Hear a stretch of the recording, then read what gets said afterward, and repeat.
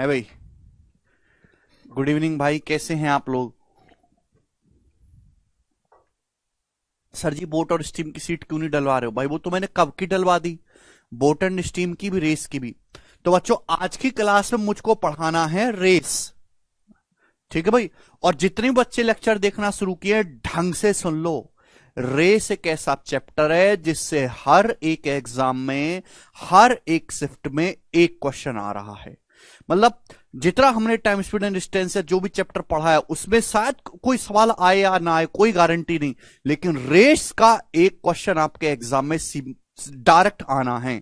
Examiner का mood है तो बहुत आसान आएगा, एग्जामिनर का मूड नहीं है तो कैलकुलेटिव और कठिन सवाल भी पेपर में आ जाता है। ठीक है भाई, मेरी बात गौर से सुनिएगा। रेस का एक क्वेश्चन गारंटी से, आपने प्रीवियस ईयर के सवाल नहीं करे बिल्कुल भी ना, आपने देखे हैं, पर मैं आपको बता रहा हूं हर एक क्वेश्चन, हर शिफ्ट में एक क्वेश्चन जरूर आ रहा है। ठीक है भाई, तो रेस में आपको पढ़ाऊंगा, शीट मैंने अपलोड करवा रखी है जी। बोट एंड स्टीम के मेरे प्यारे भाई यहां पर एक दो सवाल रह गए हैं, पहले हम उन सवालों को करेंगे। 4 सवाल रह गए, ठीक है ना। बोट एंड स्टीम के 4 क्वेश्चन रह गए, पहले हम इनको करेंगे, उसके बाद जो हम ये है रेस शुरू करेंगे। ठीक है भाई, अगर आप समझदार हैं तो ये 4 सवाल आपने खुद से कर लिए होंगे, खुद से कर लिए होंगे कि नहीं? कुछ नहीं करा तुम लोगों ने, कुछ भी नहीं करा आप लोगों ने खुद से? बताओ यार कैसे बालक हो। चलिए ये भी मैं ही कराता हूं भाई, करा देता हूं मैं। सवाल नंबर 68 करके बताओ।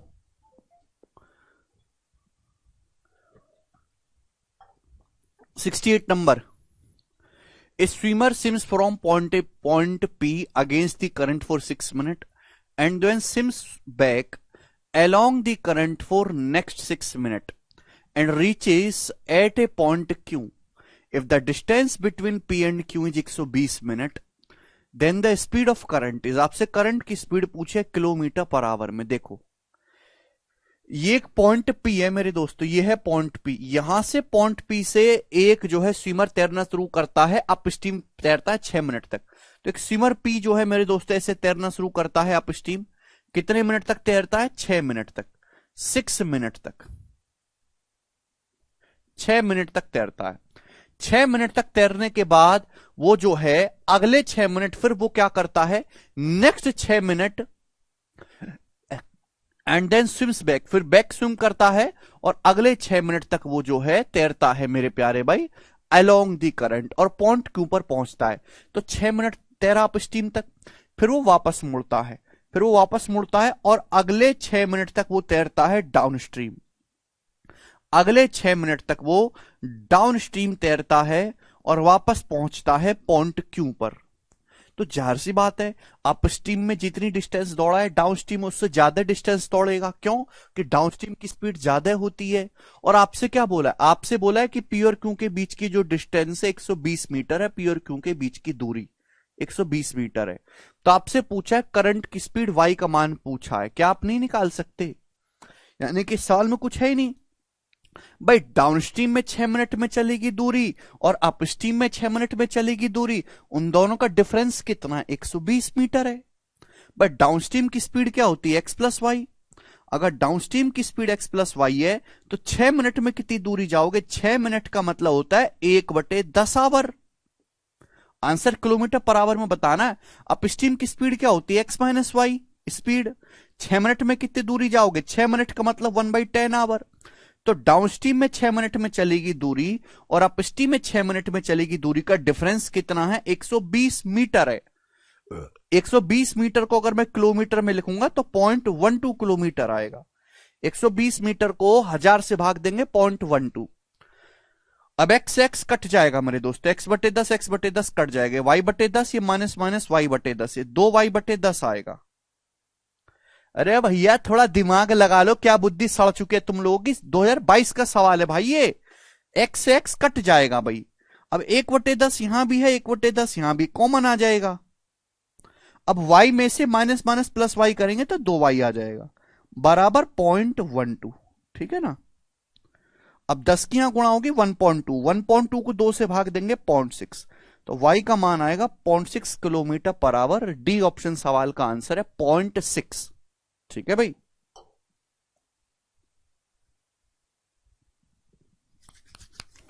समझ में आया ना?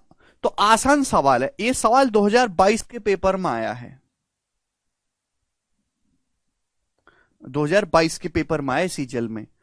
इजी सा क्वेश्चंस था। आगे चलेंगे। सवाल नंबर है 69 बनाएंगे जी। इसका क्या उत्तर है फटाफट करेंगे सब लोग।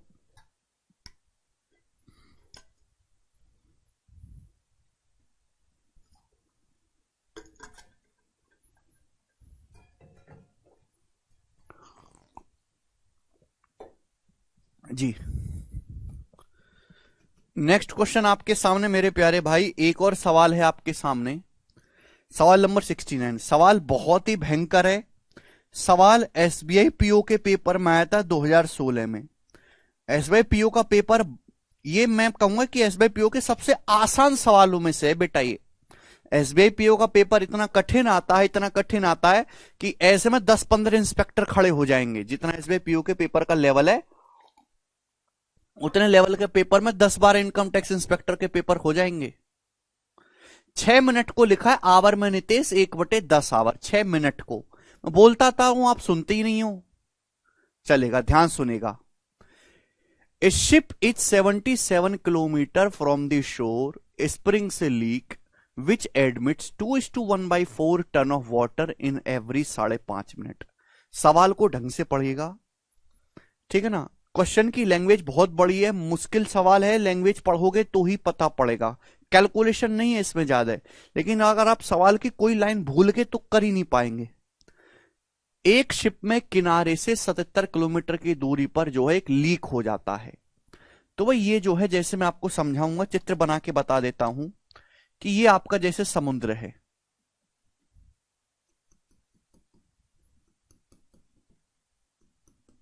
जैसे समुद्र है मेरे दोस्तों, और समुद्र में किनारे से 77 किलोमीटर की दूरी पर एक छेद हो जाता है। ठीक है भाई, समुद्र है, समुद्र में एक नाव है, जहाज है। जहाज में किनारे से 77 किलोमीटर की दूरी पर एक लीक हो जाता है। ठीक है, okay. Which admits 2:1/4 ton of water in every 4.5 minute, जिसमें हर 5.5 मिनट में 2:1/4 टन वाटर इस जहाज में भरने लगता है। पानी लीक हो गया, छेद हो गया, हर 5.5 मिनट में 2:1/4 टन पानी इसमें भरता है। An outlet tank can throw out 20 ton of water per hour. इसमें एक आउटलेट पाइप भी लगा हुआ है जो हर 1 घंटे में 12 टन पानी बाहर निकालता है। ठीक है, find at what speed it should move. बताओ इस जहाज को किस स्पीड से मूव करना चाहिए, such that when it's begins to sink, जब ये डूबने लगता है तो एक रेस्क्यू जहाज जो 6 किलोमीटर पर आवर की स्पीड से आ रहा है पैसेंजर्स को बचाने के लिए, उससे बचा सके मेरे प्यारे भाई। If 69 ton of water is enough to sink, ये दिया हुआ है कि अगर हमारे जहाज में 69 टन वाटर चढ़ गया तो डूब जाएगा। तो मेरे प्यारे भी एक यहां से रेस्क्यू जहाज निकला है, रेस्क्यू जहाज पैसेंजर्स को बचाने के लिए यहां से किनारे से रेस्क्यू जहाज निकला है। कितने की स्पीड से? 6 किलोमीटर पर आवर की स्पीड से, 6 किलोमीटर पर आवर की स्पीड से। तो आपसे पूछा है कि इस जहाज को किस स्पीड, कृपया सवाल को पढ़ते रहें, 5-6 बार सवाल पढ़ें, सवाल पढ़ते रहें, सॉल्यूशन अपने आप हो जाएगा। केवल सवाल पढ़ते पढ़ते ही सॉल्यूशन हो जाएगा। केवल सवाल पढ़ते पढ़ते, सॉल्यूशन करने की जरूरत नहीं है, सवाल पढ़ने की जरूरत है। अब सुनो मेरे प्यारे भाई, ये समुद्र है। समुद्री जहाज में किनारे से 77 किलोमीटर की दूरी में एक लीक हो जाता है। इस लीक से हर 5.5 मिनट में कितना पानी अंदर आने लगता है? 2:1/4 टन। 2:1/4 टन का मतलब होता है 4 दूनी 8, 1 9/4। 9/4 टन पानी आता है 5.5 मिनट में। 9/4 टन पानी आता है मेरे दोस्तों 5.5 मिनट में। तो 1 मिनट में कितना पानी आता है? 5.5 का मतलब 11/2। इतना पानी आता है 1 मिनट में। हर 5.5 मिनट में इस जहाज में यहां पे एक लीक हो गया, कितना पानी भरने लगता है? तो आप कहोगे सर 2:1/4, 9/4 टन पानी भरता है 5.5 मिनट में। तो 1 मिनट में कितना भरेगा? 5.5 को 11/2, तो आप मुझे बताओ 60 मिनट में कितना भरेगा, मल्टीप्लाई बाई 60, यानी कि हर 1 घंटे में जहाज में इतना पानी भर जाएगा, 1 आवर में। 1 आवर में जो है हमारे जहाज में इतना पानी भर जाएगा। अब किससे जाएगा मेरे प्यारे भाई, जवाब दीजिएगा। 4 से 60, ये 15 बार चला जाएगा। ठीक है भाई, तो ये दो ऊपर 15 निम्मा 135 दूनी 270/11, तो जहाज में 1 घंटे में 270/11 टन पानी चढ़ेगा, भर जाएगा लीक से। अब इस जहाज में एक आउटलेट पाइप भी लगा हुआ है जो 1 घंटे में 12 टन पानी थ्रो करता है। अब 1 घंटे में जहाज में इतने टन पानी अंदर आएगा और आउटलेट पाइप से कितना, 12 टन पानी बाहर निकलेगा, 12 टन। तो इस हिसाब से जहाज में 1 घंटे में कितना पानी भाई 270/11 टन लीक से अंदर आया, 12 टन पाइप जो है एक आउटलेट पाइप लगा हुआ जो बाहर थ्रो कर देता है। तो इस हिसाब से 1 घंटे में जहाज में कितना पानी भरेगा बताइएगा। 270/11 में से 32 माइनस कर देंगे, 11 आएगा। अब 11 गुणा 12 होगा 232, 270 में से 132 घटाएंगे, 270 में से 132, तो 138/11 टन पर आवर। यानी कि मेरे प्यारे भाई जहाज में 1 घंटे में केवल इतना पानी ही चढ़ पाएगा। समझ में आया, कोई तकलीफ? अरे भैया जिस हिसाब से तुम कमेंट में इतने लंबे लंबे कमेंट लग रहे हो, तुम नहीं सीख पाओगे इस सवाल को, और ये सवाल बहुत बहुत बहुत ज्यादा जरूरी है। पता नहीं, मुझे तो समझ नहीं आता कि तुम लोगों को कमेंट करने का समय कैसे मिल जाता है। अरे प्राण भी छूट रहे हो तो भी पूरा फोकस अगर क्लास में आ रहे हो तो पढ़ाई पे रहना चाहिए। बाकी तुम्हारे जीवन में कोई भी समस्याएं चल रही उसको साइड रखो, कुछ मत पूछो, कुछ मत बोलो, केवल सुनो और समझो। कुछ मत पूछो, कुछ मत सुनो, केवल सुनो भाई और समझो। यार तुम हद होते तुम यार, कैसे बालक हो, तुम्हारा पढ़ाई में ध्यान है ही नहीं बिल्कुल भी।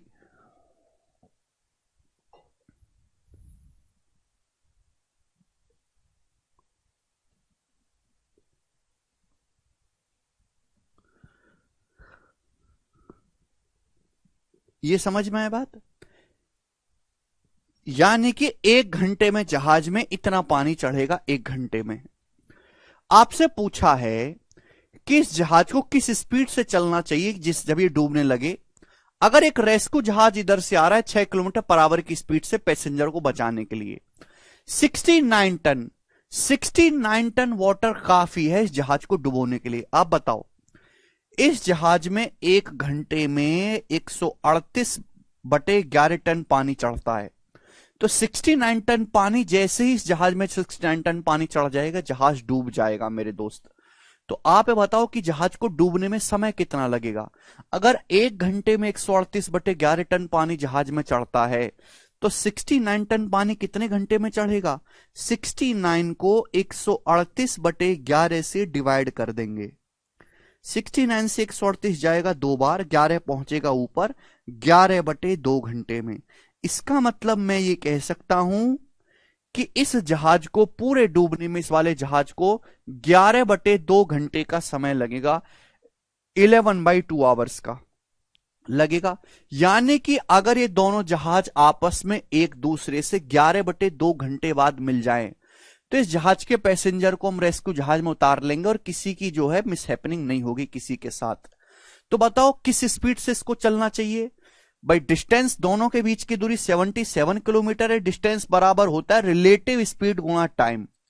भाई इस जहाज की स्पीड को मैंने s माना है, उधर से रेस्क्यू जहाज चल रहा है 6 किलोमीटर पर आवर की स्पीड से, तो s + 6 रिलेटिव स्पीड गुणा टाइम, कितने समय मिलना चाहिए 11/2 घंटे के बाद, बराबर रिलेटिव स्पीड गुणा टाइम, डिस्टेंस कितना है 77। 11 से 77 जाएगा 7 बार, 2 की 7 में गुणा होगी 14, और 14 में से 6 घटाएंगे 8। तो s का मान आ गया 8 kilometre per our. B option सवाल का आंसर है। तो जहाज को 8 किलोमीटर पर आवर की स्पीड से चलना चाहिए। आसान सवाल था, सवाल बिल्कुल भी मुश्किल नहीं था, बस आपको स्टेप बाय स्टेप ये क्वेश्चन करना है। वेरी गुड, काफी सारे बच्चों का आंसर आ गया है। अब जो बच्चे कमेंट में लगे हुए उनका आंसर नहीं आया है ना, उनको समझ में आएगा, कोई जरूरत भी नहीं उनको समझने की। आगे चलते हैं मेरे दोस्तों। नेक्स्ट क्वेश्चन की तरफ। नेक्स्ट और लास्ट क्वेश्चन, लास्ट टाइप। ठीक है भाई,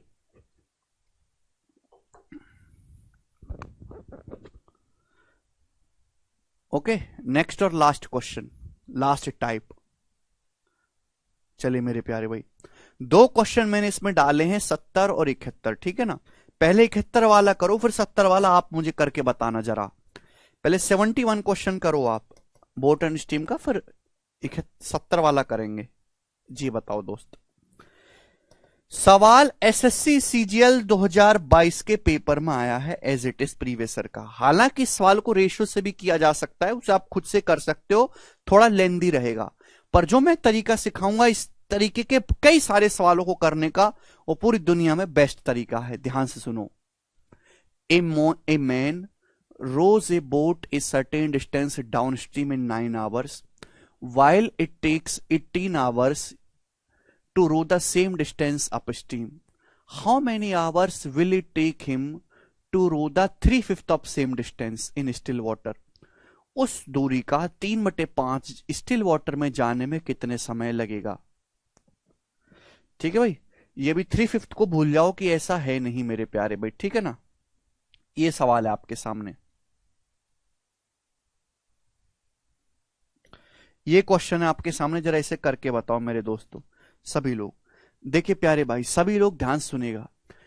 एक बोट को एक सर्टेन डिस्टेंस डाउनस्ट्रीम चलाने में 9 घंटे लगते हैं। डाउनस्ट्रीम की स्पीड क्या होती है? डाउनस्ट्रीम की स्पीड होती है x+y।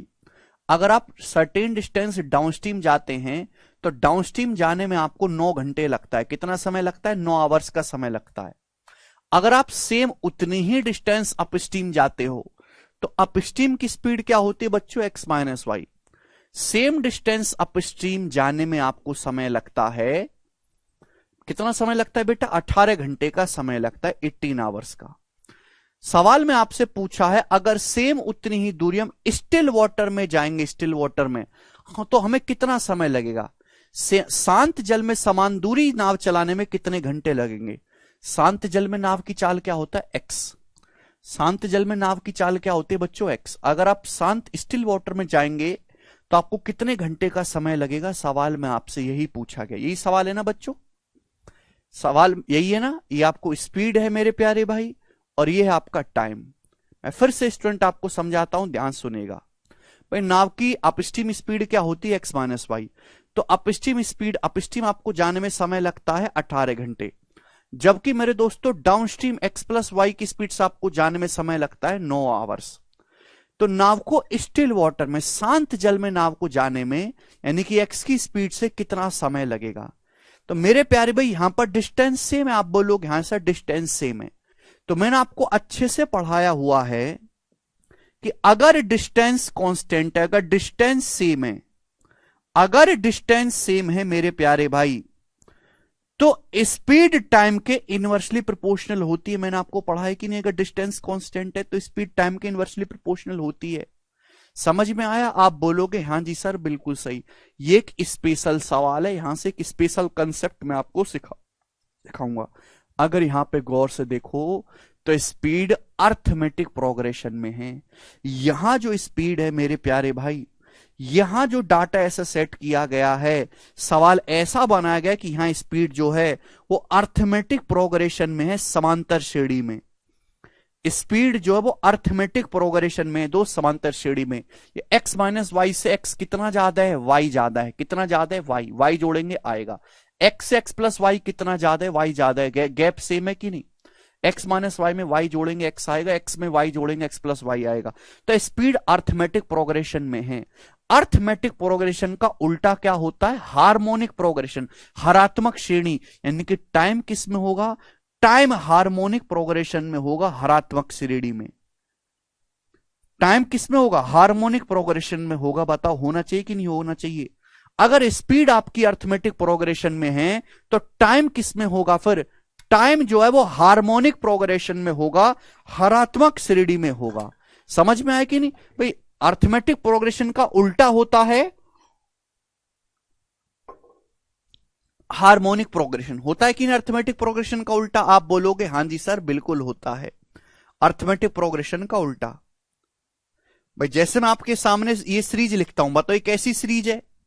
5, 8, 11, 14, 17।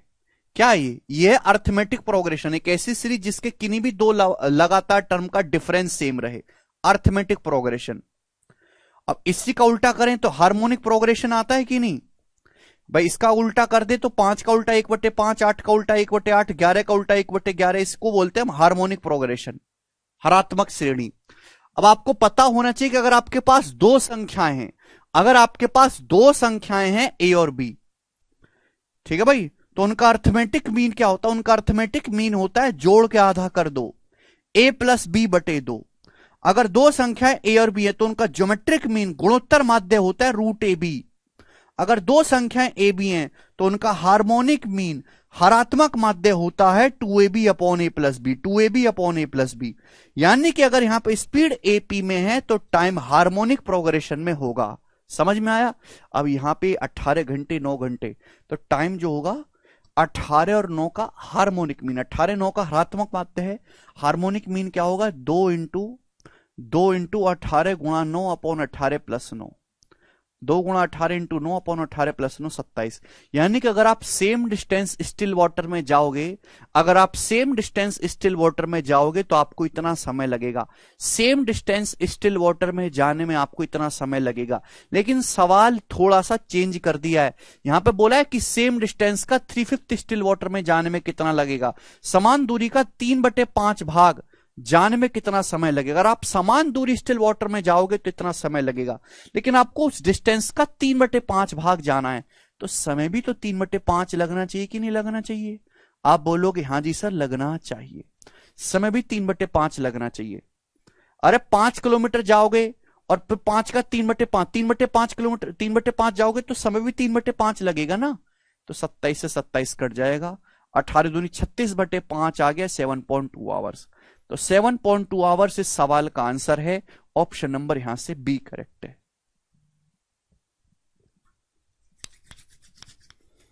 बहुत आसान सिंपल तरीका, इससे आसान तरीका नहीं इस सवाल को करने का।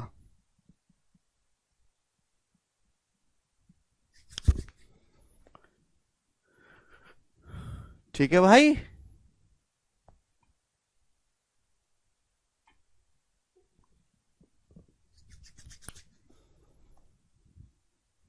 लगता है बात आपको समझ में आई होगी। एक क्वेश्चन आपके सामने और है, ठीक है ना, जो इसी कंसेप्ट से सॉल्व होगा। मैं आपको सोचने समझने का टाइम देता हूं, मेरे सामने करके बताओ, जल्दी से फटाफट करके बताओ। मतलब आपने राम जी पढ़ा ही नहीं है कुछ भी, सेम इसी कंसेप्ट से सवाल करके बताओ।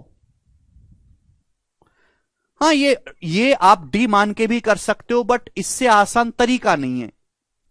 ओके, यहां पे आपको देखो, ये ऐसे सवाल तभी पता चलेंगे जब प्रैक्टिस करोगे। है भाई, आपको क्या दिया है? स्पीड दी x-y x और x+y, और टाइम आपसे पूछा। अब आपने एक क्वेश्चन कर लिया, ऐसा कोई भी सवाल आएगा दुनिया में आप कर पाओगे? कोई भी क्वेश्चन? ये सवाल और है, इसको भी करके बताओ, जल्दी से बनाए।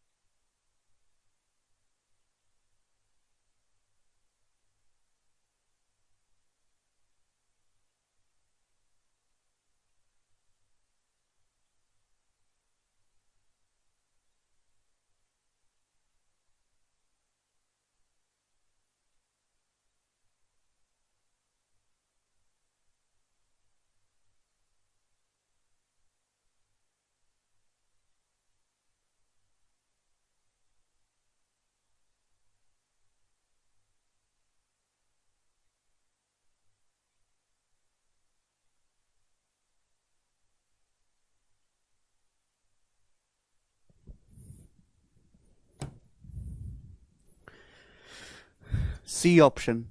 आया ना मेरे प्यारे भाई? देखो, अगर आप इस सवाल को रेशियो से या डी मान के करोगे तो बहुत ज्यादा टाइम लगेगा। जो मैंने आपको कंसेप्ट सिखाया 1 सेकंड में हो जाएगा। A man can walk up a moving up escalator in 40 second. एक एस्केलेटर ऊपर की ओर जा रहा है और आदमी इस पे वॉक करके पहुंच जाता है 40 सेकंड में। यानी कि मेरे दोस्तों, एक एस्केलेटर है ऐसे जैसे एस्केलेटर है मेरे प्यारे भाई, ये एस्केलेटर ऊपर की ओर जा रहा है मेरे प्यारे भाई, और एक आदमी भी मेरे दोस्त इस पे ऊपर की ओर जा रहा है, आदमी भी ऊपर की ओर जा रहा है वॉक करके। ठीक है ना? तो जैसे मैंने मान लिया कि एस्केलेटर की स्पीड x है, आदमी की स्पीड y है, तो क्या आएगा? x प्लस वाई हो जाएगी स्पीड है भाई। समय कितना लगा? 40 सेकंड का समय लगा, 40 सेकंड का। भाई अगर एक एस्केलेटर ऊपर की ओर जा रहा है, आदमी भी अपने पैरों से ऊपर की ओर जा रहा है, तो आदमी की स्पीड क्या हो जाएगी? आदमी एस्केलेटर के ऊपर है तो एस्केलेटर भी आदमी को धकेलेगा, आदमी खुद भी चल रहा है, x plus y. The same man can walk down this moving up escalator in 2 minute. अब एस्केलेटर तो ऊपर की ही ओर जा रहा है मेरे प्यारे भाई। एस्केलेटर क्या है मेरे प्यारे भाई? एस्केलेटर तो ऊपर की ही ओर जा रहा है। अब आदमी जो है मूव करके आता है नीचे मेरे प्यारे भाई, आदमी मूव करके नीचे आता है 2 मिनट में। उल्टा कर लेते हैं मेरे प्यारे भाई, उल्टा कर लेते हैं जिससे कि आपको कंफ्यूजन ना रहे। आदमी की स्पीड को मैंने x मान लिया कि आदमी की स्पीड x है, एक्सीलेटर की स्पीड y है।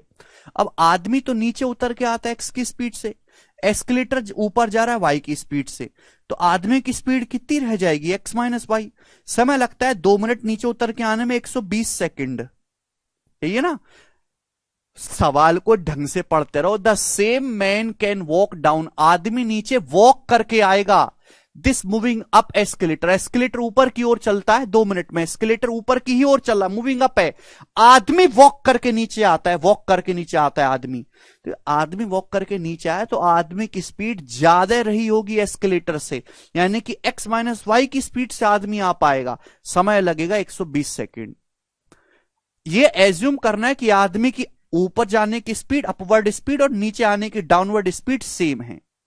How much time he will take, आदमी को कितना समय लगेगा to walk up the escalator, escalator पे ऊपर जाने में, जब एस्केलेटर मूव नहीं कर रहा।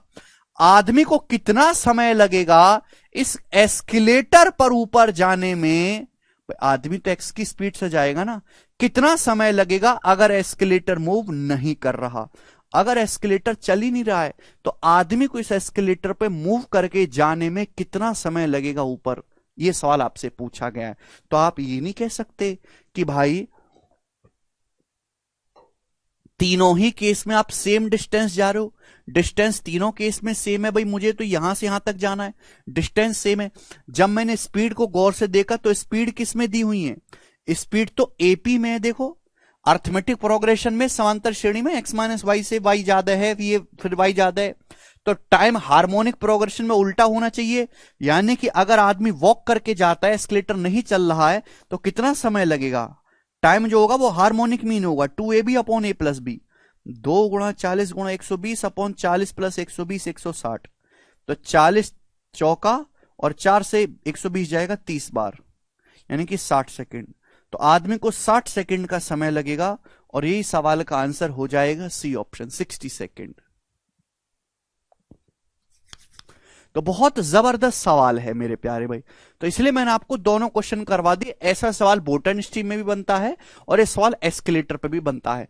बोटन स्ट्रीम का आ चुका है भाई, मैं ये 2022 में आने से कई साल पहले से मैं एक क्वेश्चन करवा रहा था अपने बैचेस में इसी तरीके से, है ना, क्योंकि मुझे उम्मीद थी कि एक दिन जरूर आएगा सवाल। देखो 2022 के 2 शिफ्टों में आया है सवाल, 2 शिफ्टों में मैंने एक ही शिफ्ट का सवाल लिया है, ठीक है ना, क्योंकि मुझे तो कंसेप्ट क्लियर करवाना है। ओके, अब ये एस्केलेटर वाला सवाल अगले साल कभी ना कभी जरूर आएगा।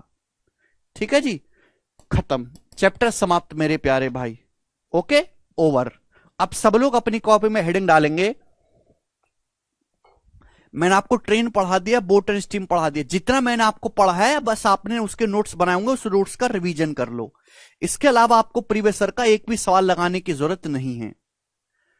ठीक है भाई, जितना मैंने पढ़ा है वो अपने आप में काफी है। एक भी टाइप का सवाल इसके अलावा ना तो बनता है और ना ही पेपर में कभी आएगा। ऋतिक, हार्मोनिक मीन का फॉर्मूला लगाया हमने 2ab upon a plus B, मैं ऑलरेडी बता चुका हूं, चलेगा।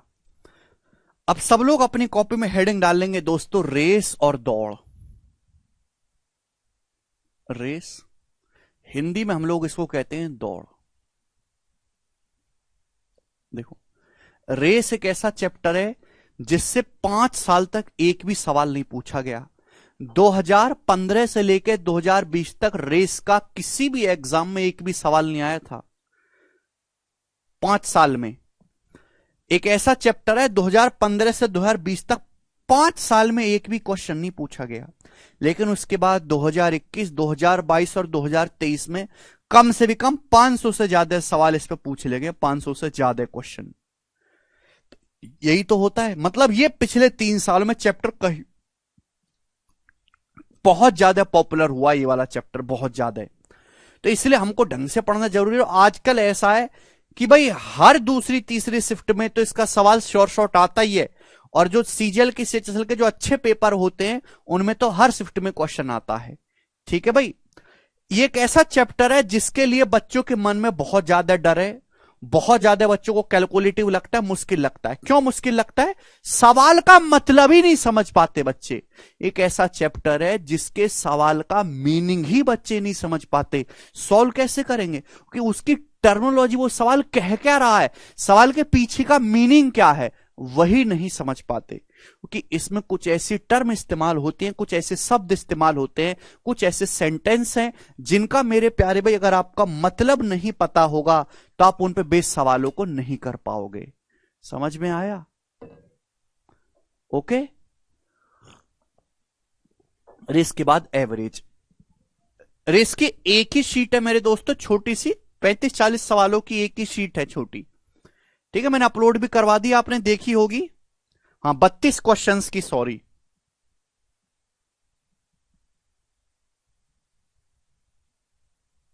हाँ, रेस की एक ही शीट है दोस्तों, 32 क्वेश्चंस की। तो इस पे 1-2 क्लास होंगी, आज की क्लास और एक क्लास और होगी, और ये खत्म हो जाएगा। बहुत छोटा चैप्टर है, छोटा चैप्टर है, और ये 32 क्वेश्चन है। हर एक टाइप का एक एक सवाल करवाऊंगा मैं आपको, हर एक टाइप का एक एक सवाल। ठीक है ना? चलेगा मेरे प्यार भी। अब इस चैप्टर को बच्चे इसलिए नहीं समझ पाते क्योंकि उनको मतलब ही नहीं समझ में आएगा। ठीक है भाई? ओके। रेस वाले प्रश्नों ने कहा अपना टाइम भी आएगा। हाँ, रेस वाले सवालों का टाइम आ चुका है। तो पहले मैं आपको यह समझाऊंगा कि इसमें क्या टर्मिनोलॉजी इस्तेमाल होती है, मतलब क्या होता है। ठीक है, तो एक सेकंड होल्ड करो, पहले मैं यहां पे स्लाइड लगवा रहा हूं। केशव, वो स्लाइड लगाना रेस की।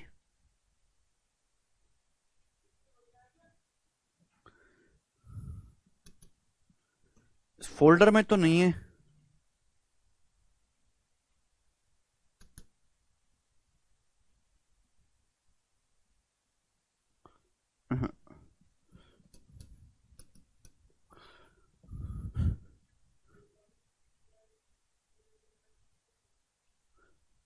हाँ, बाद में जो करेक्ट करी है।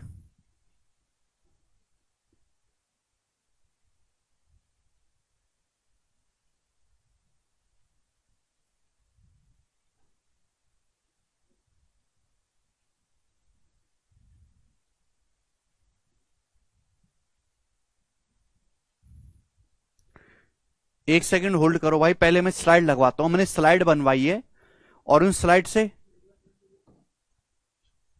ठीक है भाई,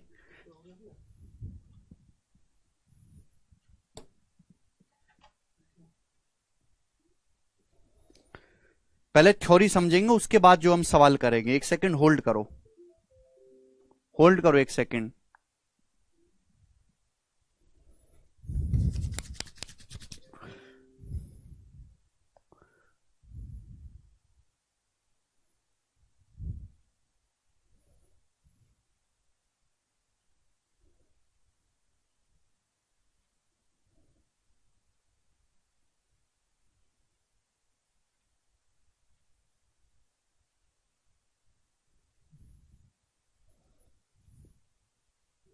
हम्म,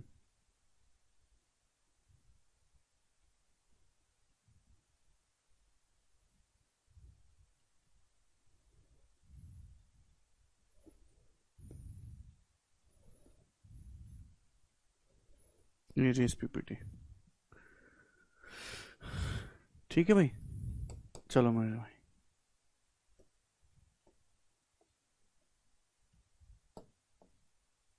जी, ध्यान से सुनेगा मेरे प्यारे भाई।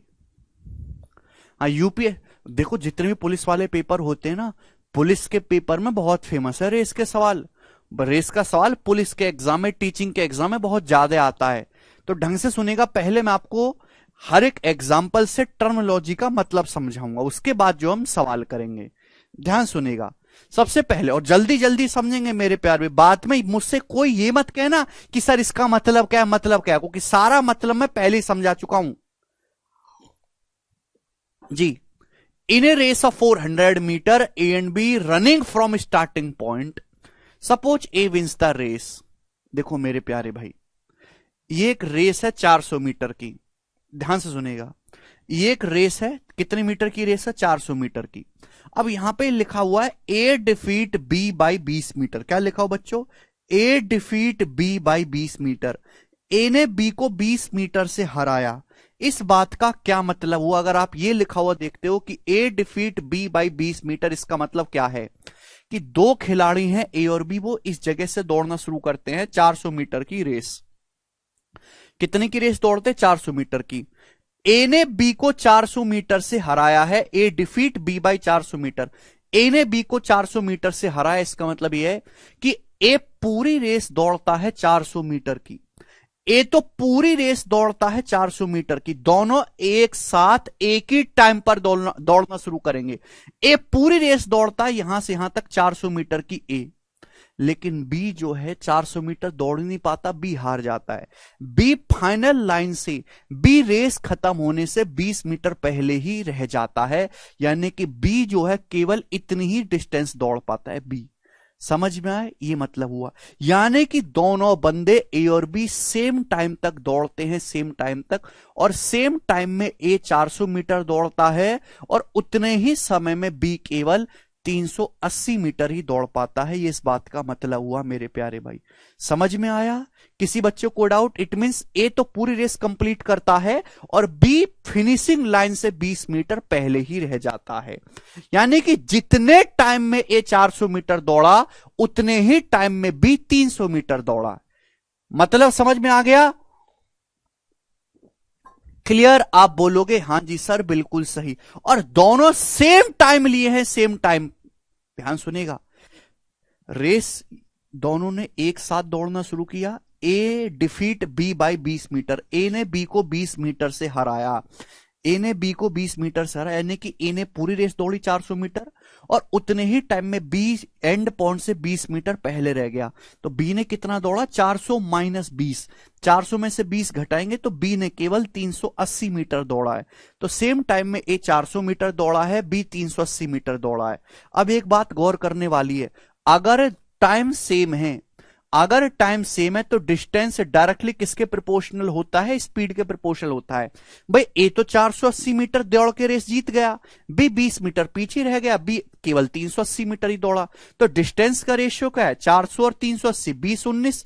तो ए और बी की स्पीड का रेशियो क्या आएगा, जो ए और बी की डिस्टेंस का रेशियो है वही ए और बी की स्पीड का रेशियो भी होगा, 20:19। ये हिडन मीनिंग है इस सवाल में। ठीक है भाई, ए और बी द्वारा चलेगी दूरी का रेशियो 20:19 है, तो ए और बी की स्पीड का रेशियो भी 20:19 होगा। यह पहला मतलब है जो आपको जानना है। अगला जल्दी जल्दी समझेंगे, ऐसे बहुत सारे कंसेप्ट है छोटे छोटे। नेक्स्ट कंसेप्ट,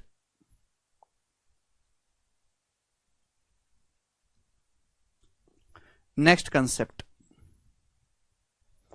ठीक है भाई, नेक्स्ट कंसेप्ट तो यही है, यही है नेक्स्ट कंसेप्ट। तो उसको एक और एग्जांपल लिखा हुआ है। हाँ, दूसरा एग्जांपल, ध्यान समझिएगा, ध्यान समझिएगा मेरे प्यारे भाई। अगला एग्जांपल ध्यान सुनेगा। अगर आप ये लिखा हुआ देखते हो, ए डिफीट बी बाई 5 सेकेंड, क्या मतलब है मेरे प्यारे भाई इसका? ए डिफीट बी बाई 5 सेकेंड क्या मतलब है? ये एक रेस है 400 मीटर की। कितने मीटर की रेस है मेरे प्यारे भाई? ये 400 मीटर की रेस है। In 400 metre race A and B running from starting point, इस स्टार्टिंग पॉइंट से दो लोग ए और बी एक साथ दौड़ना शुरू करते हैं। ए ने बी को 5 सेकंड से हराया, ए ने बी को 5 सेकंड से हराया। इस बात का मतलब क्या है? क्या मतलब है इस बात का? इस बात का मतलब यह है कि भाई ए ने तो पूरी रेस खत्म की है 400 मीटर की, माना टी सेकंड में। सपोज ए ने पूरी रेस खत्म करने में टी सेकंड का समय लिया है, टी सेकंड का।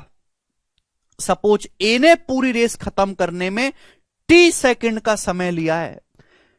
ए ने बी को 5 सेकंड से हराया। इसका मतलब ए तो डेस्टिनेशन पर पहुंच गया, लेकिन बी को डेस्टिनेशन पर पहुंचने में अभी 5 सेकंड और लगेंगे। बी बेचारा यहीं तक ही पहुंच पाया है, यानी कि ए ने तो यहां पहुंच के रेस पूरी कर ली, लेकिन बी को अभी रेस खत्म करने में 5 सेकंड और लगेंगे। यानी कि जितने टाइम में ए रेस खत्म करता है, बी उससे 5 सेकंड एक्स्ट्रा लेता है रेस खत्म करने में। पूरी रेस दौड़ने में बी को कितना समय लगा? टी प्लस 5 सेकंड का समय लगेगा। भाई ए ने तो पूरी रेस दौड़ ली 400 मीटर की, लेकिन बी पूरी रेस नहीं दौड़ पाया। बी केवल इतनी डिस्टेंस दौड़ा यहां तक, यानी कि अभी बी को यहां से यहां तक जाने में 5 सेकंड और लगेंगे। तो ए को समय लगा टी सेकंड, बी को लगा टी प्लस 5 सेकंड। बी को जो है रेस खत्म करने में ए से 5 सेकंड और लगता है। समझ में आया? आप बोलोगे हां जी सर बिल्कुल सही, मैं आपकी बात को अच्छी तरीके से समझ गया। यानी कि इस केस में दोनों लोगों ने पूरी रेस दौड़ी है। दोनों लोगों ने, ए ने भी 400 मीटर दौड़ा है, बी ने भी 400 मीटर दौड़ा है, लेकिन ए को पूरी रेस दौड़ने में टी सेकंड लगा है, तो बी को ए से 5 सेकंड एक्स्ट्रा लगेगा, टी प्लस 5 सेकंड। समझ में आया? यानी कि इस केस में डिस्टेंस सेम है।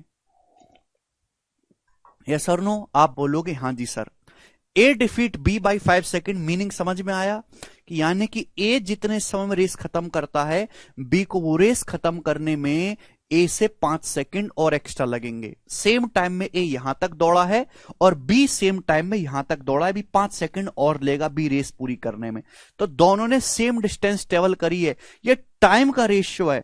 तो अगर मेरे प्यार में डिस्टेंस कांस्टेंट है, तो स्पीड और टाइम का रेशियो रिवर्स होता है। आप बोलोगे हां जी सर रिवर्स होता है।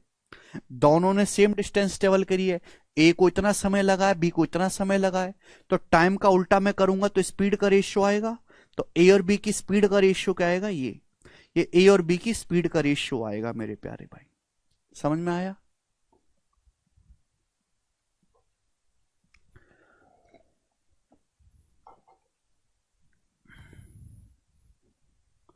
ये ए और बी की स्पीड का रेशियो आएगा। कंसेप्ट क्लियर हुआ? आप बोलोगे हां सर क्लियर हुआ। आगे चलते हैं। दो चीजें मैंने अभी तक आपको समझाई हैं, ठीक है भाई। नेक्स्ट कंसेप्ट मेरे प्यारे भाई, नेक्स्ट कंसेप्ट ध्यान से सुनिएगा। इस सब चीजों का मेरे प्यारे भाई, इस सब चीजों का सवाल की लैंग्वेज में इस्तेमाल होता है। अगला कंसेप्ट है beat distance. Beat distance, beat distance का क्या मतलब है? जैसे हर चीज को मैंने एग्जांपल समझा रखा। In a race of 100 meter, if A beats B by 10 meter, then that's called beat distance. जैसे सपोज एक 100 मीटर की रेस हुई, 100 मीटर की रेस में ए ने बी को 10 मीटर से हराया, तो जितनी दूरी से एक खिलाड़ी दूसरे खिलाड़ी को हराता है, उस दूरी को हम कहते हैं बीट डिस्टेंस। समझ में आया? तो 10 मीटर से हराया है, तो 10 मीटर हो गया बीट डिस्टेंस। दूसरा है मेरे प्यारे में बीट टाइम। हर चीज को मैं एग्जाम्पल समझा रहा हूं, ये सारे एग्जाम्पल मैंने अपनी मर्जी से लिखे हैं। एक 100 मीटर की रेस में ए ने बी को 10 सेकंड से हराया। 100 मीटर की रेस हुई, ए ने बी को 10 सेकंड से हराया। मतलब यह है कि ए जितना टाइम लेगा रेस खत्म करने में, बी उससे 10 सेकंड एक्स्ट्रा लेगा, नहीं कि बी 10 सेकंड पीछे छूट गया। तो जितने टाइम से एक खिलाड़ी दूसरे खिलाड़ी को हराता है, उस टाइम को हम कहते हैं बीट टाइम। ए ने बी को 10 सेकंड से हराया, तो 10 सेकंड क्या हो गया? बीट टाइम हो गया। समझ में आया मेरे प्यारे भाई? आगे चलते हैं। नेक्स्ट कंसेप्ट सब लोग अपनी कॉपी में लिखेंगे भाई, यहां पर डेड हीट।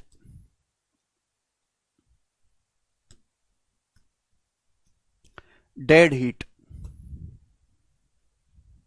हाँ लास्ट है भाई ये डेड हीट। डेड हीट जैसे हमारा क्रिकेट का मैच होता है ना, क्रिकेट के मैच में मैच ड्रॉ हो जाता है। मैच ड्रॉ होने का मतलब दोनों टीम की खिलाड़ियों ने बराबर रन बनाए, दोनों टीम ने बराबर रन बनाए। ऐसी रेस, जब कोई रेस होती है, अगर दो खिलाड़ी बराबर परफॉर्म करते हैं, एक ही टाइम पर एक साथ रेस खत्म करते हैं, तो हम उसे बोलते हैं डेड हीट। ना कोई जीता ना कोई हारा, मैच ड्रॉ हो गया। तो डेड हीट का मतलब है एक दौड़ जिसमें दो या दो से अधिक खिलाड़ी एक ही समय पर या बिल्कुल एक ही परिणाम के साथ समाप्त करते हैं, तो दौड़ एक डेड हीट में समाप्त होती है। समझ में आया? कोई प्रॉब्लम?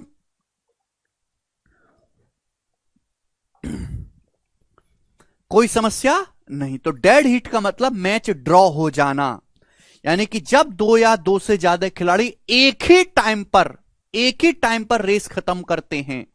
यहां से दौड़ना शुरू किया, यहां से दौड़ना शुरू किया दो खिलाड़ियों ने, और एक साथ जो है रेस पूरी करी, एक साथ सेम टाइम पर डेस्टिनेशन पर पहुंचे, तो हम उसी के कहेंगे मेरे प्यारे भाई डेड हीट। क्लियर? यहां तक कोई समस्या? अरे क्या समझ नहीं आया तुषार? अरे इसमें क्या समझ नहीं आया भाई? हद होती है। नहीं समझ आता, बाढ़ में जाओ। अब इससे ज्यादा तो समझाने के लिए कुछ है ही नहीं भाई। आगे चलते हैं। Next concept, next concept. यही बेसिक है सुमित, जो मैंने पढ़ा है वही बेसिक है, यही बेसिक है, यही बेसिक है रेस का जो मैं आपको बता रहा हूं। लेकिन इस बेसिक को समझने के लिए पूरा टाइम स्पीड एंड डिस्टेंस का चैप्टर आना चाहिए। अगर टाइम स्पीड एंड डिस्टेंस के कंसेप्ट नहीं आते हैं तो नहीं समझ पाओगे। इतना आसान थोड़ना है। हाँ, लिखना पड़ेगा आदित्य, जल्दी जल्दी लिखो। एक आंख से देखो, एक दिमाग से समझो, और साथ साथ एक हाथ से लिखो। चलिए, अब सब लोग, सबसे इंपॉर्टेंट कंसेप्ट ये स्टार्ट और हेड स्टार्ट, स्टार्ट या फिर हेड स्टार्ट, स्टार्ट या हेड स्टार्ट, सबसे इंपॉर्टेंट कंसेप्ट यही है। हिंदी में हम लोग इसको कहते हैं शुरुआत। हिंदी में हम इसको क्या कहते हैं? शुरुआत। चलिए, मैं आपको एक एग्जांपल से समझाऊंगा, सब लोग एग्जांपल से समझेंगे, सब लोग जो है एग्जांपल से समझेंगे, सभी लोग। ठीक है भाई? ये 1 किलोमीटर की एक रेस है, 1 किलोमीटर की, 1 किलोमीटर या 1000 metre. In a 1 kilometre race A gives B a start of 300 metre. 1 kilometre की रेस में ए ने बी को 300 मीटर की शुरुआत दी। In a 1 kilometre race A gives B a start of 300 metre. क्या मतलब है? देखिए, कभी कभी कोई खिलाड़ी ओवर कॉन्फिडेंस में आ जाता है, जैसे हमारा यहां पे ए है, ये एक रेस है 1 किलोमीटर की, 1000 मीटर की, यानी कि यहां से यहां तक की जो दूरी है वो 1 किलोमीटर की है। यहां से यहां तक की दूरी, ए ने बी को 300 मीटर का स्टार्ट दिया। इसका मतलब यह है, ए कहता है भाई मैं तो स्टार्टिंग पॉइंट से दौड़ूंगा, और बी को अपने से 300 मीटर आगे खड़ा कर देता है। ए बी से ये कहता है भाई साहब मैं तो स्टार्टिंग पॉइंट से दौड़ूंगा, और बी तू मुझसे 300 मीटर आगे जाके खड़ा हो जा, और बी 300 मीटर आगे से दौड़ता है। समझ में? जैसे कि भाई ये रेस है 1 किलोमीटर की, 1000 मीटर की। ए तो दौड़ता है यहां स्टार्टिंग पॉइंट से, लेकिन बी दौड़ता है यहां 300 मीटर आगे से। यानी कि अगर रेस जीतनी है, रेस जीतने के लिए ए को पूरी लेंथ दौड़नी पड़ेगी 1000 मीटर की। अगर रेस जीतनी है तो ए को पूरा 1000 मीटर दौड़ना पड़ेगा। लेकिन अगर रेस बी को जीतनी है तो केवल ये 700 मीटर की रेस दौड़नी पड़ेगी, बी को 700 मीटर। अगर ए 1000 मीटर पहले दौड़ गया तो रेस ए जीत जाएगा, और बी 700 मीटर पहले दौड़ गया तो रेस बी जीत जाएगा। वो बात की बात है, लेकिन स्टार्ट देने का मतलब यह है ए गिव्स, लाइन को ढंग से पढ़ो, in a 1 kilometre race A gives B a start of 300 metre. इसका मतलब यह है कि ए जो है बी को अपने से 300 मीटर आगे खड़ा कर देता है, और दोनों खिलाड़ी एक साथ दौड़ना शुरू करते हैं। यानी कि रेस जीतने के लिए 1 किलोमीटर की है तो ए को 1000 मीटर दौड़ना है और बी को 700 मीटर दौड़ना है। जो पहले दौड़ गया वो जीत जाएगा, जो पीछे रह गया वो हार जाएगा। इसे कहते हैं स्टार्ट देना। समझ में आया? किसी बच्चे को यहां तक कोई समस्या?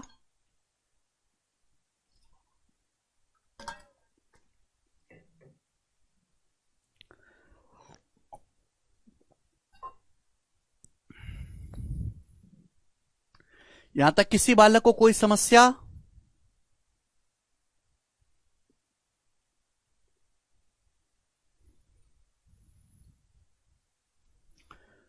कोई समस्या नहीं है, ठीक है ना, सभी को मतलब आए स्टार्ट का। बार बार यही लाइन आएगी। In a 1 kilometre race A gives B a start of 300 metre. 1 kilometre की दौड़ में ए ने बी को 300 मीटर की शुरुआत दी। इसका मतलब यह है कि ए स्टार्टिंग पॉइंट से दौड़ेगा और ए ने बी को अपने से आगे 300 मीटर आगे खड़ा कर दिया कि भाई बी मैं तो यहां से दौड़ूंगा, तू मुझसे 300 मीटर आगे जाके खड़ा हो जा। दोनों एक साथ दौड़ना शुरू करते हैं, यानी कि ए को रेस जीतने के लिए पूरी लेंथ दौड़नी पड़ेगी 1000 मीटर और बी को रेस दौड़ने के लिए केवल 700 मीटर ही दौड़ना पड़ेगा। ठीक है जी, नेक्स्ट आगे चलते हैं मेरे प्यारे भाई। अब मेरे दोस्तों ध्यान से सुनेगा, सेकंड इसको पढ़ो मेरे प्यारे भाई। In a 1 kilometre race A can give B a start of 300 metre. अब यहां पे एक शब्द बदलने से जमीन आसमान का फर्क आ जाता है, केवल एक शब्द बदलने से जमीन आसमान का फर्क आ जाता है। यहां है ए गिव्स, यहां लिखा है ए कैन गिव। क्या मतलब है मेरे दोस्त इस बात का? अब क्या मतलब है इस बात का, ध्यान सुनेगा मेरे प्यारे भाई, ध्यान से सुनेगा सभी लोग, सभी लोग ध्यान से सुनेगा। In a 1 kilometre race A can give B a start of 300 metre. 1 kilometre की दौड़ में ए बी को 300 मीटर की शुरुआत दे सकता है। 1 किलोमीटर की दौड़ में ए बी को 300 मीटर की शुरुआत दे सकता है। इसका मतलब क्या है कि भाई दो खिलाड़ी हैं ए और बी, ये एक रेस है 1 किलोमीटर की या 1000 मीटर की। दोनों खिलाड़ी, ए दौड़ना शुरू करता है यहां से स्टार्टिंग पॉइंट से मेरे प्यारे भाई। 1 किलोमीटर की रेस में ए बी को 300 मीटर की शुरुआत दे सकता है, सकता है, सकता है। ए कैन गिव, इसका मतलब यह है कि अगर 1 किलोमीटर की रेस होती है, ए दौड़ता है स्टार्टिंग पॉइंट से, बी ए जो है बी को 300 मीटर की शुरुआत दे सकता है, यानी कि ए बी को खड़ा कर देता है अपने से 300 मीटर आगे और दोनों लोग दौड़ना शुरू करते हैं। तो भाई जितने टाइम में ए पूरी रेस दौड़ेगा, सेम उतने ही टाइम में हमारा बी भी ये रेस दौड़ेगा। भाई जितने टाइम में ए 1000 मीटर दौड़ेगा, भाई ए को रेस दौड़ने के लिए कितना दौड़ना है, ए को रेस जीतने के लिए कितना दौड़ना है, 1000 मीटर। जितने टाइम में ए 1000 मीटर दौड़ेगा, सेम उतने ही टाइम में मेरे प्यारे भाई हमारा बी ये 700 मीटर दौड़ेगा, सेम उतने ही टाइम में। समझ में आया? सेम उतने ही टाइम में, यानी कि अगर ए ने बी को 300 मीटर से ज्यादा की स्टार्ट दे दी तो ए हार जाएगा। समझ में आया? अगर ए ने बी को 300 मीटर से कम की स्टार्ट दी तो ए जीत जाएगा, यानी कि ए जो है बी को इस दौड़ में अपने से केवल 300 मीटर आगे ही खड़ा कर सकता है। अगर ए ने बी को 300 मीटर से आगे खड़ा कर दिया और आगे खड़ा कर दिया बी को, तो हमारा ए हार जाएगा। समझ में आया? A can give B a start of 300 meter का मतलब, कैन गिव का मतलब कि ए अपने से बी को केवल 300 मीटर आगे ही खड़ा कर सकता है। ठीक है ना? यानी कि अगर इससे ज्यादा अगर आगे खड़ा कर दिया ए ने बी को, तो भैया बी पहले रेस खत्म कर लेगा और बी हार जाएगा। बिल्कुल निकलेगा रोहित। ठीक है भाई, यानी कि सेम टाइम टी में ए तो दौड़ता है 1000 मीटर और उतने ही टाइम टी में बी दौड़ा है 700 मीटर। सेम टाइम टी में, सेम टाइम टी में,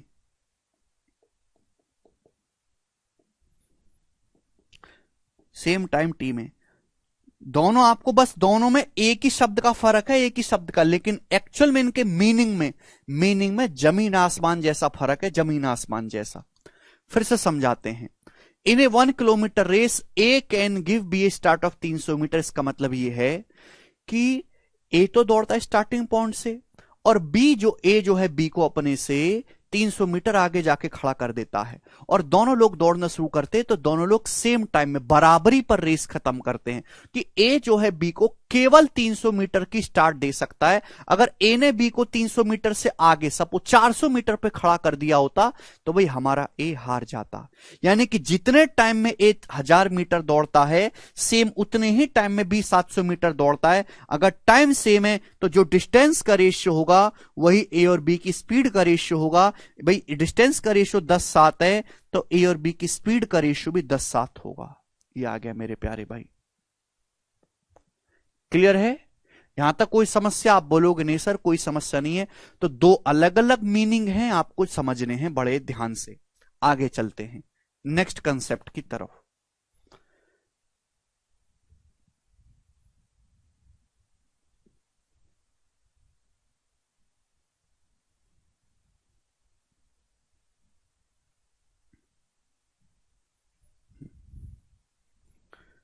जी अगला कंसेप्ट मेरे प्यारे भाई, अगला कंसेप्ट देखो, स्टार्ट जरूरी नहीं कि डिस्टेंस में ही दिया जाए, स्टार्ट टाइम में भी दिया जा सकता है। जैसे एग्जांपल से ही समझेंगे मेरे प्यारे भाई, एग्जांपल से in a 1 kilometre race A gives B a start of 30 second, A gives B a start of 30 second. मतलब समझ में आया? 1 किलोमीटर की रेस में ए बी को 30 सेकेंड की शुरुआत देता है। ठीक है भाई, ये एक रेस है 1 किलोमीटर की या फिर 1000 मीटर की, ठीक है ना। ए बी को 30 सेकेंड की शुरुआत देता है, इसका मतलब क्या है? देखो ये है स्टार्टिंग पॉइंट, ये स्टार्टिंग पॉइंट है मेरे प्यारे भाई, यहां से दौड़ना शुरू करना चाहिए, स्टार्टिंग पॉइंट है। ए बी को 30 सेकेंड की शुरुआत देता है, इस बात का मतलब यह है कि ए कहता है बी से, भाई ए भाई बी मैं देख यहां खड़ा हूं और तू 30 सेकेंड तक दौड़, पहले तू 30 सेकेंड तक अकेले दौड़, मैं खड़ा रहूंगा, तेरे 30 सेकेंड दौड़ने के बाद मैं दौड़ना शुरू करूंगा। सभी को मीनिंग समझ में? बिल्कुल देसी भाषा मीनिंग बता रहा हूं। 1 किलोमीटर की रेस में ए बी को 30 सेकंड की शुरुआत देता है, 30 सेकंड का स्टार्ट देता है। इसका मतलब यह है कि ए बी से कहता है भाई बी एक काम कर, मैं यहां पे खड़ा हूं चुपचाप, तू 30 सेकंड तक अकेले दौड़, 30 सेकंड तक अकेले दौड़, जब तू 30 सेकंड दौड़ लेगा तब मैं दौड़ना शुरू करूंगा, तब से रेस हम शुरू करेंगे मेरे प्यारे भाई। समझ में आया? यानी कि यह है स्टार्टिंग पॉइंट। मैंने मान लिया कि ए की स्पीड यू है और मैंने मान लिया बी की स्पीड वी है, दोनों की स्पीड अलग अलग है। तो ए ने बी को 30 सेकंड की शुरुआत दी, इसका मतलब यह है मेरे प्यारे भाई कि बी जो है 30 सेकंड तक अकेले दौड़ा, बी जो है 30 सेकंड तक अकेले दौड़ा, ए नहीं दौड़ा है। जब बी 30 सेकंड दौड़ने के बाद यहां पहुंच गया, जब बी 30 सेकंड दौड़ने के बाद यहां पहुंच गया, तब ए ने दौड़ना शुरू करा है, तब ए ने दौड़ना शुरू करा है मेरे प्यारे भाई।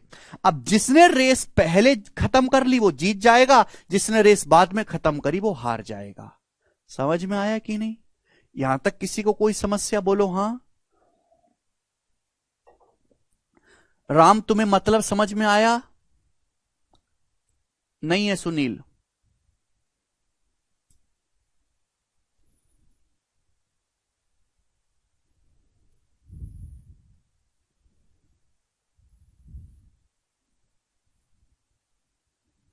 ठीक है भाई,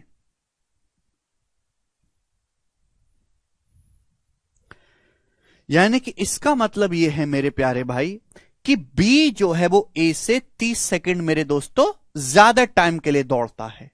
ठीक है, नेक्स्ट आगे की तरफ चलेंगे दोस्त। Next concept, next concept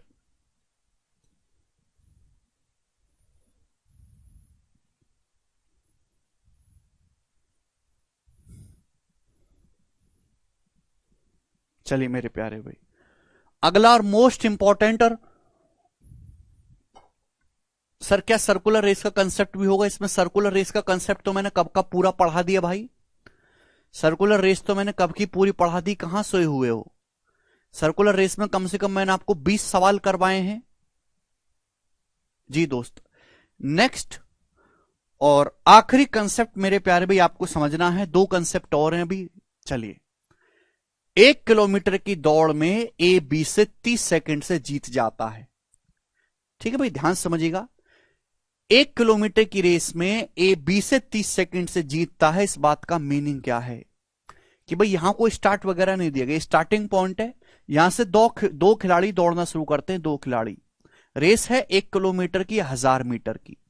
A B से 30 सेकंड से जीत जाता है, या फिर ए जो है वो बी को 30 सेकंड से हरा देता है। इसका मतलब यह है कि ए जो है रेस खत्म करने में जितना समय लेता है, बी उससे 30 सेकंड ज्यादा लेता है।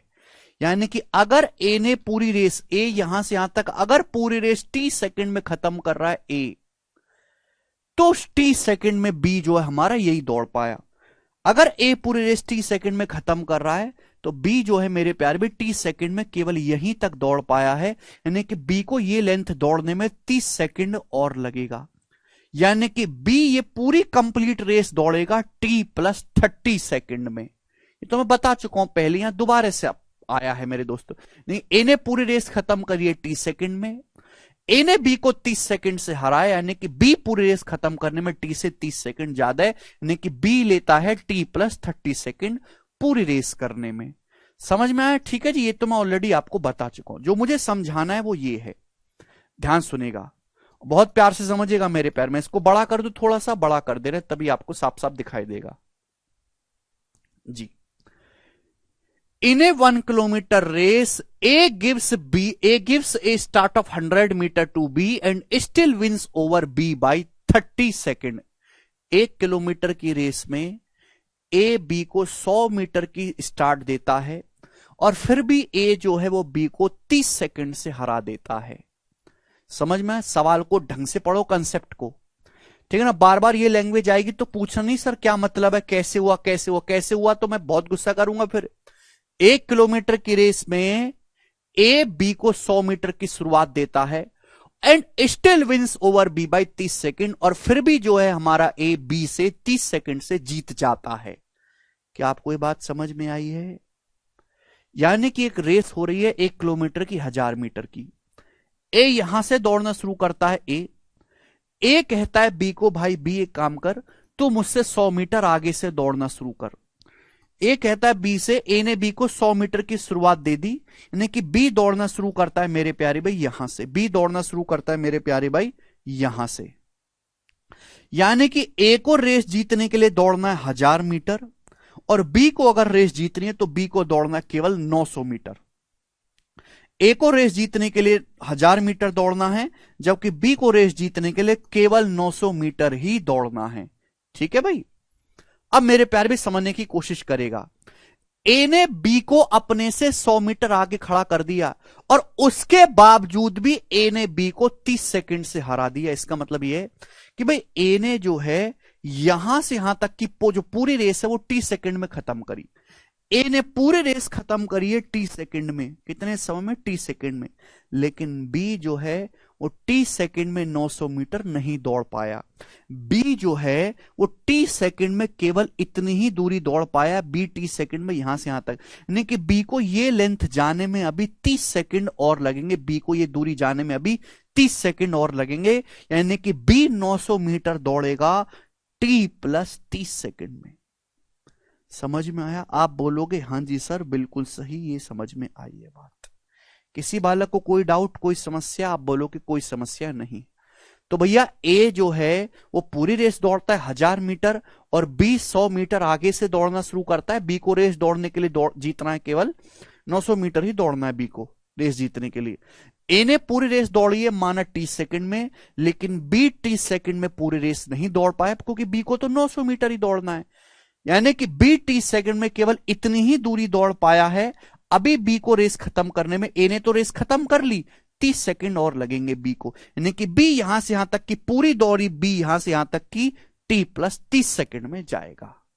समझ में आया? आप बोलोगे जी बिल्कुल सही।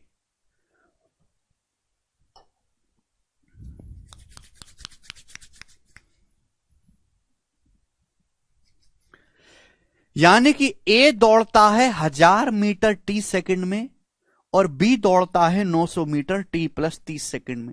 जो सेंटेंस लिखा हुआ है अंग्रेजी में, उसका गणित में मतलब ये है, और ये मतलब ही बच्चों को समझ में नहीं आता, इसलिए वो रेस के सवाल नहीं कर पाते। अगर 100 बच्चे तैयारी कर रहे हैं तो 100 में से 5-10 बालक है जो रेस के सवाल कर पाते, 90-95 नहीं कर पाते, वो कि वो इंग्लिश के लिखे हुए इस वाक्य का गणित में मीनिंग जान ही नहीं पाते। और इसलिए मैंने यहां पे अच्छे से आपको स्लाइड बना के समझाया कि भाई ये मीनिंग है, चित्र बना के समझाया हर एक बात को, जिससे कि आपको तकलीफ ना हो। अब थोड़ी बहुत बुद्धि होनी चाहिए भाई, थोड़ी बहुत कॉमन सेंस होनी चाहिए।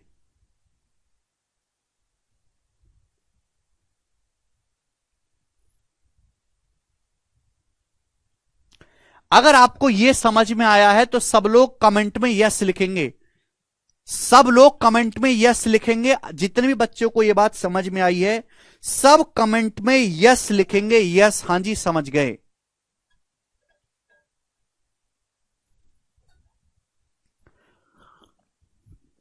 चंद्रा कह रहे हैं सर बी कैसे दौड़ेगा, बी कैसे दौड़ेगा, बी पैरों से दौड़ेगा अपने।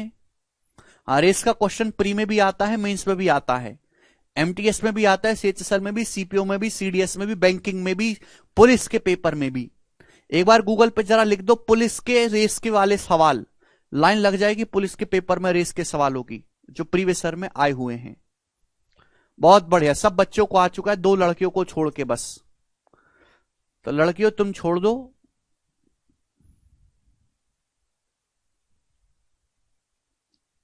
ठीक है ना। यानी कि ए तो अब छोड़ो, मैंने कई बार बता दिया।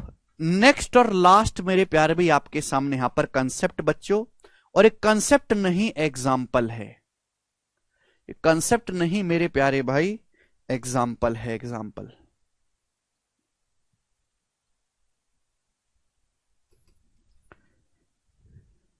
ठीक है भाई, ये आपके सामने एक सवाल है मेरे प्यारे भाई, और ये पेपर में रेस का सबसे ज्यादा पूछे जाने वाला सवाल है, ठीक है ना। ये रेस का पेपर में सबसे ज्यादा पूछे जाने वाला सवाल है, इसलिए मैंने इस सवाल का एक हल्का सा एग्जाम्पल ले लिया है यहां पे, और मैं उस एग्जाम्पल को एक्सप्लेन करूंगा। ठीक है भाई, इस सवाल को करने के 3 तरीके हैं, मैं आपको तीनों तरीके बताऊंगा। अगर 100 क्वेश्चन रेस में बनाए जा रहे हैं तो 100 में से 25 सवाल यही पूछा जाएगा, सबसे ज्यादा पूछे जाने वाला सवाल है रेस का। समझ में आया? चलिए मेरे दोस्तों, ठीक है, बहुत अच्छे से एग्जाम्पल से मैं आपको समझाऊंगा। 3 तरीके हैं इस क्वेश्चन को करने के, 3 तरीके, जो आपको पसंद आए वो कर लीजिएगा, ठीक है जी। चलिए, जैसे सपोज एक रेस है, एक रेस है मेरे प्यारे भाई 400 मीटर की, मेरे प्यारे भाई जैसे ये एक रेस है मेरे दोस्तों 400 मीटर की, ठीक है, 400 मीटर की। इफ 3 खिलाड़ी दौड़ना शुरू करते हैं यहां से ए, बी और सी, ठीक है भाइयों। भाई एक रेस 400 मीटर की है, यहां से 3 खिलाड़ी दौड़ना शुरू करते हैं ए, बी और सी, ए, बी और सी, 400 मीटर की रेस दौड़ रहे हैं। पहली लाइन देखो, if A beats B by 40 meter, A ने बी को 40 मीटर से हराया। क्या मतलब हुआ बच्चों इस बात का? इस बात का मतलब क्या हुआ? इस बात का मतलब यह हुआ मेरे प्यारे भाई कि ए जीता है और बी हारा है। ए पूरी रेस दौड़ा है 400 मीटर, ए पूरा 400 मीटर दौड़ा है, और बी 40 मीटर पीछे रह गया, बी 40 मीटर से हार गया। यानी कि ए तो पूरा 400 मीटर दौड़ा है, बी 40 मीटर पीछे रह गया। ए तो पूरा दौड़ा 400 मीटर यहां से यहां तक ए, बी केवल इतना ही दौड़ा है, 40 मीटर पीछे रह गया, तो बी दौड़ा है 360 मीटर। समझ में आया? आप बोलोगे हां जी सर बिल्कुल सही। अभी तो समझा है थोड़ी देर पहले एग्जाम्पल, यानी कि मैं ये कह सकता हूं कि एक 400 मीटर की रेस होती है, ए ने बी को 40 मीटर से हराया, मतलब ए ने 400 मीटर दौड़ के पूरी रेस जीती है, लेकिन बी 400 मीटर नहीं दौड़ पाया, 40 मीटर पीछे रह गया, तो बी केवल 360 मीटर ही दौड़ा है, 360 मीटर। यानी कि ए और बी की स्पीड का रेशियो क्या है भाई? दोनों जितने टाइम में ए 400 मीटर दौड़ता है, सेम उतने ही टाइम में बी 360 मीटर दौड़ता है। अगर टाइम सेम है तो जो डिस्टेंस का रेशियो होगा वही ए बी की स्पीड का रेशियो होगा। तो ए और बी की स्पीड का रेशियो क्या आएगा मेरे दोस्तों? ये 40 से काटेंगे 10:9, तो ए और बी की स्पीड का रेशियो 10:9 आ गया। ये पहली लाइन है मेरे दोस्तों जो आपको सवाल में दी गई है, ये पहली लाइन है। समझ में आया? आप बोलोगे हां जी सर बिल्कुल सही। उसके बाद यहां पे सुनिएगा क्या लिखा हुआ है, B beats C by 100 metre. B ने सी को 100 मीटर से हराया है। तो आपसे पूछा गया है कि ए सी को कितनी डिस्टेंस से हराएगा। ए सी को कितनी डिस्टेंस से हराएगा, आपसे ये पूछा गया है मेरे प्यारे भाई। ठीक है जी, आप बोलोगे हां जी सर यही है। सुनना मेरी बात भाई, ऋतिक इससे स्लो नहीं हो सकता। 400 मीटर की रेस में ए ने बी को 40 मीटर से हराया, यानी कि ए दौड़ता है 400 मीटर, बी 40 कम दौड़ता है, बी दौड़ता है 360 मीटर सेम टाइम में। बी ने सी को 100 मीटर से हराया, इसका मतलब जब बी रेस पूरी करता है भाई, बी देखो ए तो रेस पहले ही पूरी कर चुका है, ए विनर है। ऐसा नहीं, आपने देखी हो कि इंटरनेशनल रेस ऐसा नहीं होता कि किसी खिलाड़ी ने रेस पूरी कर ली तो बाकी रुक जाते हैं, अरे ये तो जीत गया अब हम बैठ के कॉफी पी लेते हैं, ऐसा नहीं होता।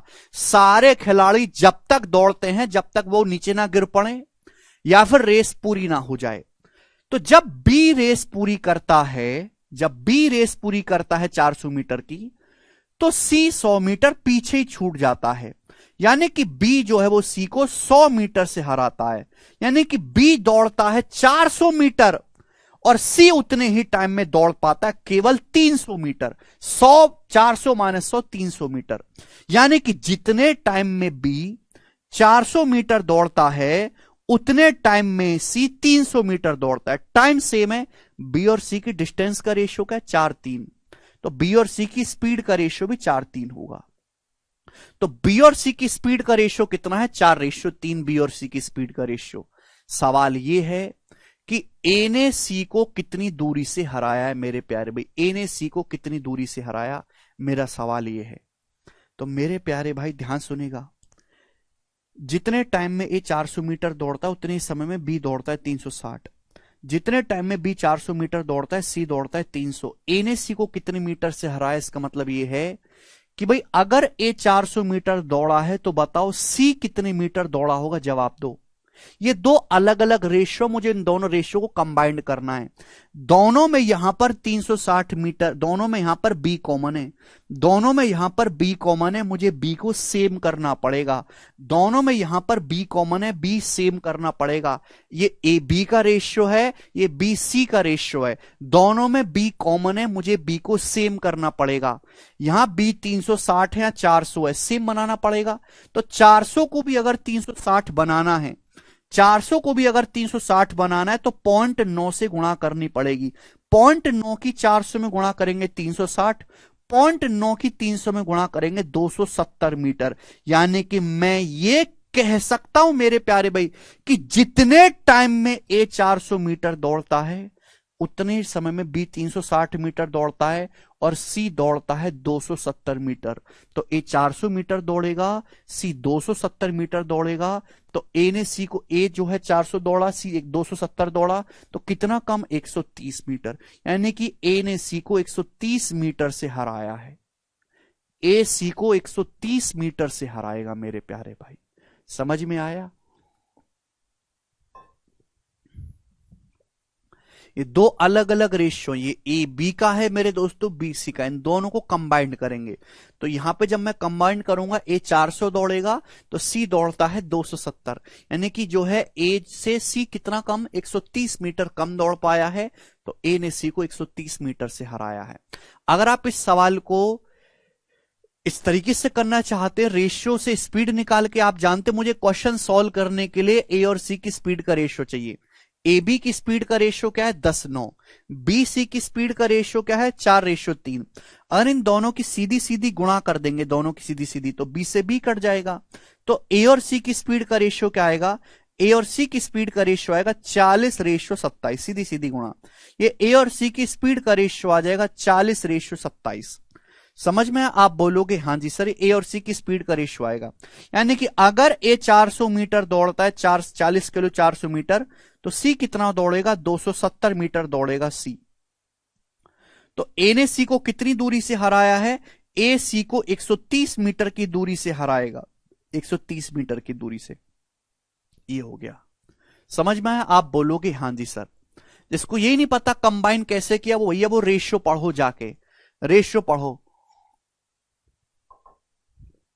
ये 360 है, ये 400 है। 360 और 400 को सेम बना लिया। 400 को 360 बनाने के लिए 0.9 से गुणा कर दी पूरे रेशियो को 0.9 से। ये हो गया मेरे प्यारे में दूसरा तरीका। समझ में आया? ठीक है, ये रेशियो को कंबाइन करके निकाला, या मैंने स्पीड का रेशियो निकाल के बताया है। यही बेसिक है मंजीत। बिना रेशियो पढ़े यहां पे आ जाओगे तो नहीं आएगा समझ में। ठीक है भाई, ये देखो, आप इस सवाल को परसेंटेज से भी कर सकते हो। आप इस सवाल को परसेंटेज से भी कर सकते हो। ध्यान से सुनेगा मेरे प्यार भाई। 3 खिलाड़ी हैं, ए, बी और सी। एक 400 मीटर की रेस में ए ने बी को 40 मीटर से हराया। 400 मीटर की रेस में ए ने बी को 40 मीटर से हराया। इस बात का मतलब क्या है? यार 400 मीटर की रेस होती है तो ए ने बी को 40 मीटर से हराया। 40 मीटर का मतलब होता है 1/10। 1/10 का मतलब होता है परसेंटेज में 10%, 10%। आप बोलोगे हाँ जी सर बिल्कुल सही। 400 मीटर की रेस में ए ने बी को 40 मीटर से हराया। 40 मीटर पूरी रेस 400 मीटर का कितना परसेंट है? 10%। समझ में आया? आप बोलोगे हाँ जी सर। यानी कि ए ने बी को 10% से हराया है 10% से। 400 मीटर की रेस में बी ने सी को 100 मीटर से हराया। बी ने सी को 100 मीटर से हराया। अब बी ने सी को 100 मीटर से हराया, क्या मतलब है? 400 मीटर की रेस में बी ने सी को हराया 100 मीटर से। 100 मीटर का मतलब हो गया 1/4। 1/4 का मतलब हो गया 25%। कितना आ गया दोस्तों? 25%। तो बी सी को 25% से हराता है। सवाल जो पेपर में पूछा गया वो ये पूछा गया है कि ए सी को कितने मीटर से हराता है। ए सी को कितने मीटर से हराता है? तो क्या ये सक्सेसिव नहीं है? क्या ये सक्सेसिव नहीं है? दो रेशियो की सीधी सीधी गुणा, ए से बी की, बी से सी की, बी से बी कट जाएगा। इनिशियल वैल्यू और फाइनल वैल्यू का रेशियो आया। इनिशियल और फाइनल वैल्यू का रेशियो तो चाहिए, सक्सेसिव ही तो है। ए ने सी को कितने से हराया? सक्सेसिव ही तो है। मुझे करना क्या है? -10 और -25 का सक्सेसिव निकालना है। मैंने आपको परसेंटेज में पढ़ाया है कि एक्स और वाई का सक्सेसिव होता है x plus y plus XY/100। तो -10 और -25 का सक्सेसिव क्या आएगा? -10। देखो, परसेंटेज पढ़ा होगा तो समझ में आएगा, रेशियो पढ़ा होगा तो समझ में आएगा, थोड़ी कॉमन सेंस होगी तो समझ में आएगा। और तीनों में से कुछ भी नहीं आ रहा तो आप बेकार हैं बिल्कुल। ठीक है, ए ने बी को 10% से हराया, बी ने सी को 25% से हराया। तो ए ने सी को कितने से हराया? -10 और -25 का सक्सेसिव क्या होता है? एक्स और वाई का successive x plus y plus XY/100। -10 -25 भाई, माइनस की माइनस में गुणा करेंगे तो प्लस ही हो जाएगा ना, +250/100। आप बोलोगे जी सर बिल्कुल सही। कितना है मेरे दोस्तों? ये माइनस का 35 और प्लस का 2.5, ये माइनस का 32.5% आ गया। यानी कि ए सी को 32.5% से हराता है। ए सी को 32.5% से हराता है। -10 और -25 का सक्सेसिव होता है माइनस का 32.5%। समझ में आया? आप बोलोगे जी बिल्कुल आ गया समझ में। लेकिन आपसे उसमें पूछा है लेंथ में, तो 400, अगर 400 कितनी भी रेस हो, ए सी को 32.5% से हराएगा। रेस हुई है 400 मीटर की, तो 400 मीटर की रेस में ए सी को कैसे हराएगा? 400 का 32.5%, और 400 का 32.5% क्या आएगा भैया? परसेंटेज से 2 जीरो जाएगा, 32.5 चौका आ गया 130। यानी कि 400 मीटर की रेस में ए सी को 130 मीटर से हराएगा। और यही मेरे दोस्तों आंसर निकला है, 130 मीटर। 400 को किससे गुणा करे कि 360 आ जाए अंजू? 0.9 से। 400 गुणा 0.9 360 होता है। इसमें डाउट कहां है? तो आपके पास 3 तरीके हैं, 3 तरीके सामने दिख रहे हैं। देखो, ये समझना बहुत आसान है, लेकिन वही समझ पाएगा जिसको रेशियो परसेंटेज आता है। रेशियो परसेंटेज ही भूल गए हो, रिवीजन नहीं करा है, या पढ़ाई नहीं है, तो नहीं आएगा बेटा। फिर आप चुपचाप बैठे रहो मुर्दे की तरह। फिर आपका कोई हक नहीं है समझने का।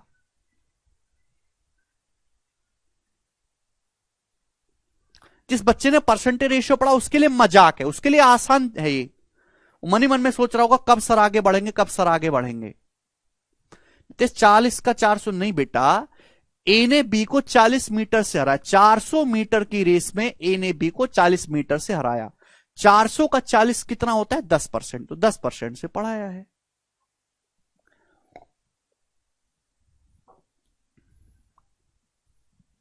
चार सौ का 10% 40 होता है ना।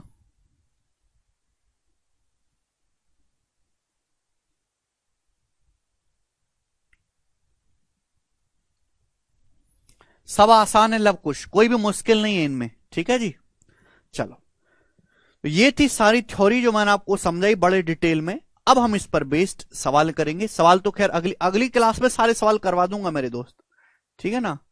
चलो, ये बताओ, पहला सवाल बिल्कुल आसान सा क्वेश्चन है, बनाएंगे जल्दी से। सीचसल 2022 प्री का बनाओ, फटाफट कर देंगे सब लोग, फटाफट करेंगे। गीता बबीता से 5/2 गुना तेज दौड़ती है। एक दौड़ में यदि गीता बबीता को 40 मीटर की बढ़त देती है, 40 मीटर की स्टार्ट देती है, लीड देना या बढ़त देना, स्टार्ट देना एक ही मतलब है, तो शुरुआती बिंदु से वह दूरी ज्ञात करिए जहां दोनों लोग मिलेंगे। Find the distance from the starting point where both of them will meet, correct to 2 decimal place. सवाल में बोला है गीता बबीता से 5/2 गुना तेज दौड़ती है। Geeta is five times as faster as Babita. देखिए गीता और बबीता की स्पीड का रेशियो कितना है? 5/2। ऐसा सवाल में बोला गया, गीता की जो स्पीड है वो बबीता का 5/2 टाइम्स है। अब एक रेस होती है मेरे प्यारे, भी ध्यान समझिएगा, एक रेस होती है, एक रेस में गीता बबीता को 40 मीटर की बढ़त देती है। इसका मतलब मेरे प्यारे भाई, गीता तो दौड़ रही है यहां से, और गीता ने बबीता को आगे खड़ा कर दिया यहां से 40 मीटर आगे। गीता जो है वो बबीता को 40 मीटर का स्टार्ट देती है। तो आप बताओ स्टार्टिंग पॉइंट से वह दूरी ज्ञात करें जहां दोनों लोग मिलेंगे। दोनों लोग कहां मिलेंगे भाई? दोनों लोग तब मिलेंगे मेरे प्यारे भाई, भाई गीता तो इतनी दूरी दौड़ेगी और बबीता इतनी दूरी दौड़ेगी, तभी तो दोनों लोग मिल पाएंगे। आप बोलोगे हाँ जी सर। देखो दोनों लोग एक साथ दौड़ना शुरू करते हैं। गीता ने यहां से दौड़ना शुरू किया, बबीता 40 मीटर आगे से दौड़ रही, बिल्कुल चोर पुलिस वाले सवाल की तरह। दोनों लोग सेम टाइम तक दौड़ते हैं, गीता इतनी डिस्टेंस दौड़ेगी, बबीता इतनी डिस्टेंस दौड़ेगी, दोनों सेम टाइम तक दौड़ते हैं। यहां पे मुलाकात दोनों की होगी। अगर टाइम सेम है तो जो गीता बबीता की स्पीड का रेशियो वही उनकी डिस्टेंस का रेशियो भी होगा। भाई जो गीता बबीता की स्पीड का रेशियो है, दोनों सेम टाइम तक दौड़ते हैं, वो डिस्टेंस का रेशियो भी होगा। यानी कि गीता अगर 5 यूनिट दौड़ती है तो बबीता दौड़ेगी 2 यूनिट। तो गीता बबीता से कितना एक्स्ट्रा दौड़ती है? 3। 3 की वैल्यू 40 मीटर है। आपसे पूछा स्टार्टिंग पॉइंट से कितनी दूरी पर मिलेंगे, स्टार्टिंग पॉइंट से कितनी दूरी पर मिलेंगे मेरे प्यारे भाई? तो आप कहोगे सर, यानी कि गीता द्वारा चलेगी दूरी पूछे, 3 यूनिट की वैल्यू 40 मीटर है, तो 1 यूनिट की वैल्यू आएगी 40/3। एक की वैल्यू कितनी आएगी? 40/3। तो 5 की वैल्यू आएगी 5 × 40, 200/3 मीटर। यानी कि स्टार्टिंग पॉइंट से 200/3 मीटर की दूरी पर मिलेंगे, और 200/3 क्या आएगा? अप्रोक्स 66.66। ए ऑप्शन इसका आंसर है। डिस्टेंस दोनों ने अलग अलग चली है बट टाइम सेम है, और टाइम सेम है तो जो स्पीड का रेशियो होगा वही डिस्टेंस का रेशियो भी होगा। ठीक है ना प्यारे दोस्त? आप बोलोगे हाँ सर। चले बिल्कुल सबसे हल्के सवाल से शुरुआत करेंगे और मैक्सिमम लेवल तक हम जाएंगे। बताओ मेरे प्यारे भाई, सवाल नंबर है आपके सामने 2, करो जल्दी से, करेंगे सब लोग। अरे राम,